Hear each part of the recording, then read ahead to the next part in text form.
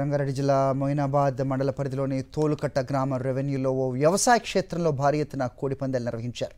హైదరాబాద్ నగరంతో పాటు 2 తెలుగు రాష్ట్రాలకు చెందిన వ్యక్తులు పెద్ద ఎత్తున కోడిపందాలు నిర్వహిస్తున్నారని ఎస్ఓటీ పోలీసులకు ఇన్ఫర్మేషన్ అందడంతో కోళ్లపందాల శిబిరంపై పోలీసులు మంగళవారం రాత్రి రైడ్ చేశారు. కోడిపందాలు ఆడుతున్నారని తెలియడంతో Rajendranagar DCP Srinivas, Chevella ACP Kishan, Moinabad CI Pavan Kumar Reddy తమ 50 మంది సిబ్బందితో కోడిపందాల శిబిరానికి చేరుకున్నారు. పోలీసులు వ్యవసాయ క్షేత్రంలోకి వెళ్లేసరికి పెద్ద ఎత్తున కోడిపందాలు నిర్వహించడంతో పోలీసులే ఆశ్చర్యానికి గురయ్యారు. వ్యవసాయ క్షేత్రంలో భారీగా మోహరించడంతో కోడిపందాల నిర్వాహకుడు భూపతిరాజు శివకుమార్ వర్మ పందెం రాయుళ్లు ఎటూ పోకుండా పోలీసులు చుట్టుముట్టి వారిని నిర్బంధించారు.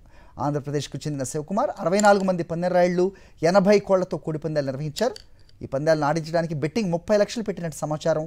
పందాలు ఆడుతున్న వారి నుంచి 30 లక్షల నగదు, 80 కోళ్లు, 50 కార్లను స్వాధీనం చేసుకున్నారు. కోడి పందాల్లో పాల్గొన్న 64 మందిని పోలీసులు అదుపులోకి తీసుకుని మొయినాబాద్ పోలీస్ స్టేషన్కు తరలించారు. ఇక ఈ కోడిపందాలు నిర్వహించింది ఏపీ టీడీపీ నేత భూపతిరాజ్ శివకుమార్ వర్మగా పోలీసులు గుర్తించారు. లోకేష్తో పలు సందర్భాల్లో వర్మ దిగిన ఫోటోలు వైరల్గా మారాయి.